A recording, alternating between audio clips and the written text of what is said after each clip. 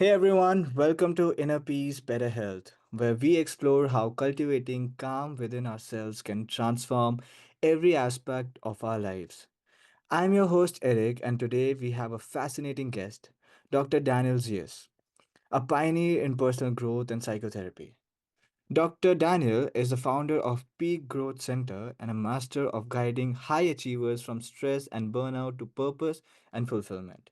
He's here to break down the science behind inner peace, how trauma therapy and modern psychotherapy can create lasting well being, and how we can use these insights to thrive in life. Let's dive right into the conversation. Dr. Daniel, you work with high achieving professionals who often look successful on the outside but feel very unfulfilled. Why do you think inner peace feels so elusive for many? Well, Eric, that's a great question to start. Thank you very much. Indeed, there are many people who manage millions of dollars or millions of other currencies and have 10, 20, 30, 50 peers and directs and on paper they look tremendously successful and they Yeah, should, right?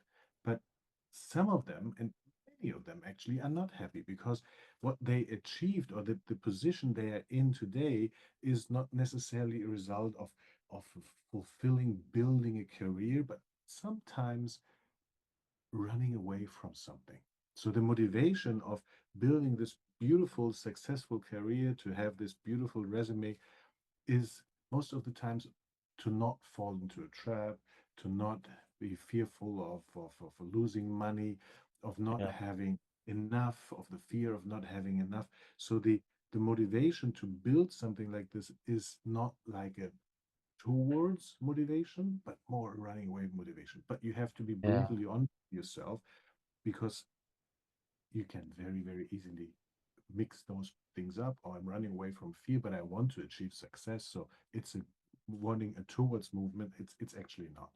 So inner peace, on the contrary, is something where you find yourself in balance.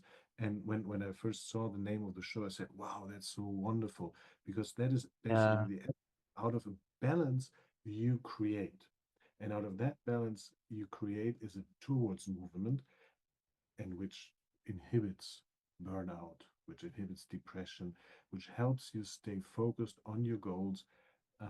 Well, and we'll discuss it a little bit more in detail later. I hope. yeah.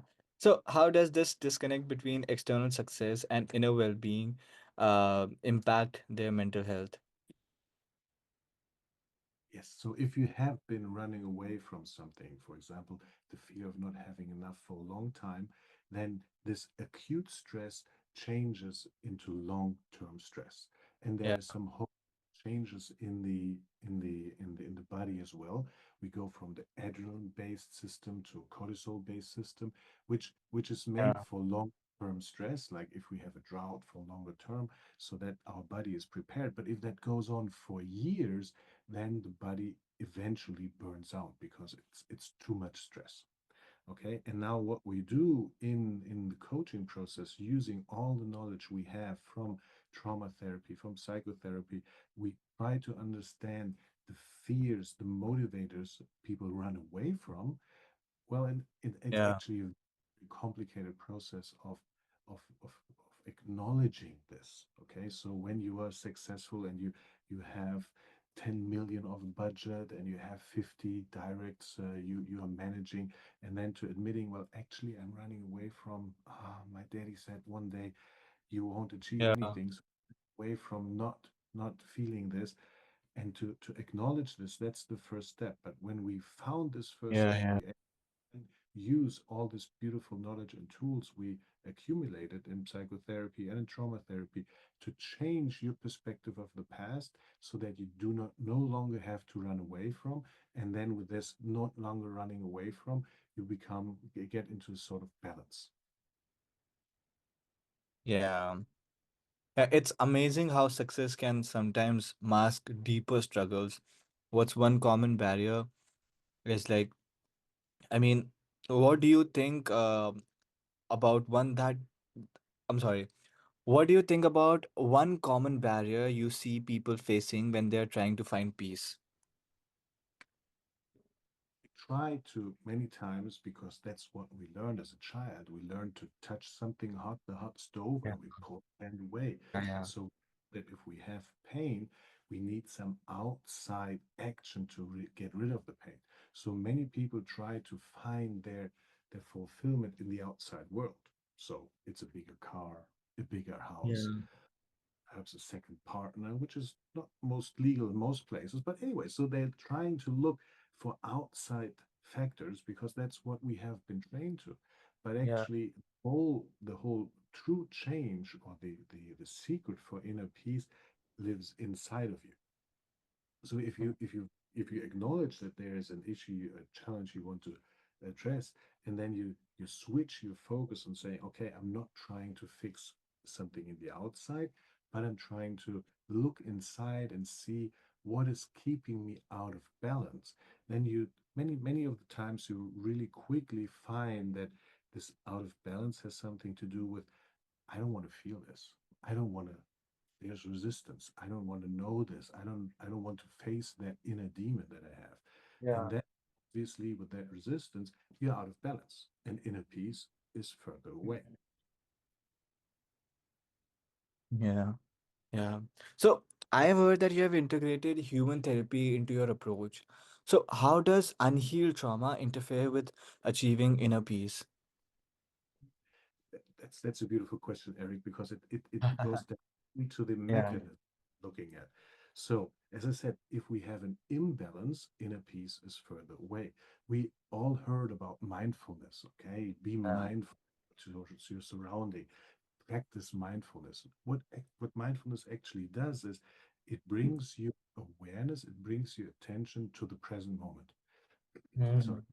in the present moment, everything which is in your past is no longer important because you're right now focusing on, well, you know that there's sometimes ASMR videos, or you use your touch and feel the texture of, for example, the desk you're sitting at, and you feel that. And with that focus on that feeling, on that bodily sensation, you will come emotionally into the here and now, into the present moment, which is mindful. Yeah. And the past is not bothering you so much.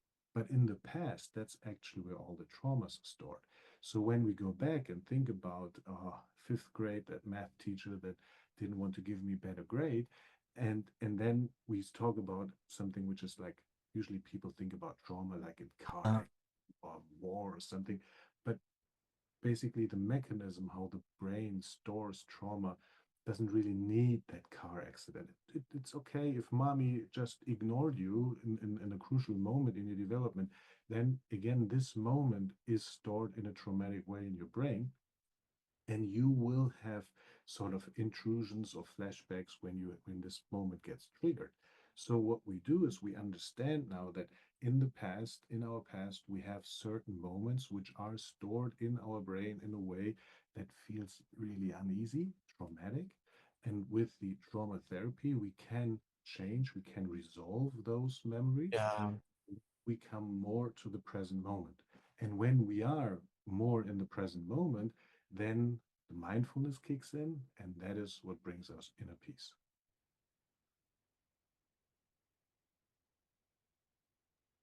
Hmm. Wow, that's interesting. That's really, really interesting. Wonderful. So, for those who might not think that they have trauma, or how do smaller chronic stresses shape our mental health? I mean, as for me, if I can share a personal example, I believe that my mom and dad have went through a lot, and if I go and ask them about what's going on, or is there trauma attached to your life, they would completely deny it. And I believe that it's coming from a place of not ignorance, but of not being aware. So, how do you think for those who might not think they have trauma, how do smaller chronic stressors shape our mental health? Well, actually, if you're in denial that your mind stored information in a traumatic way, then with that denial, you're resisting, and with that resistance, basically transformation and change is not usually possible. It happens Yeah. spontaneously, Spontaneously, that's something when we say, wow, a weight was lifted off our shoulders. That's usually a phrase that people use when spontaneous trauma was resolved because we got into an accepting mode. But usually everybody has sort of trauma. The problem is with the word that trauma is really associated with war, with accidents, with horrible scenarios or so horrible experiences.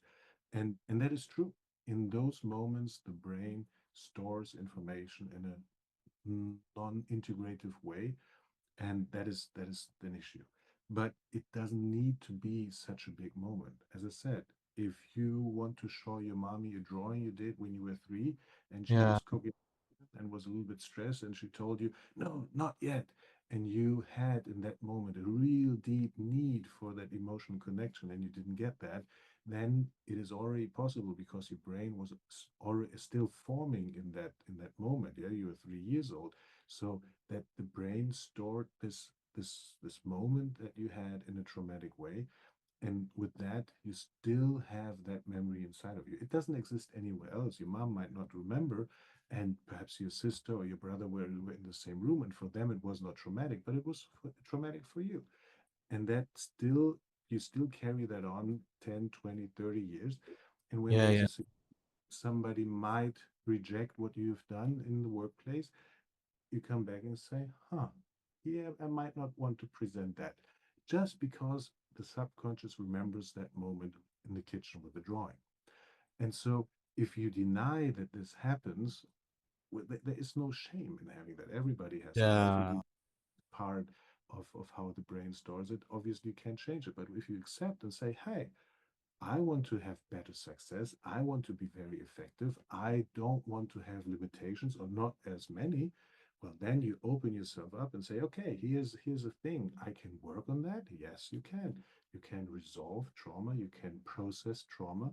And then you can think about the incident without any, and now there's the symptoms, dullness, heaviness, dark feelings, and then you change the way you act. Yeah, because your brain does a projection into the future. If I'm presenting this, what could happen? And obviously this projection into the future is fueled by Yeah. your past experiences. And when you now have changed your past experiences, the future looks completely different. And so we can't have people or force people into changing, and that would be very counterproductive. But I offer, yeah, a solution to an easier and more successful life.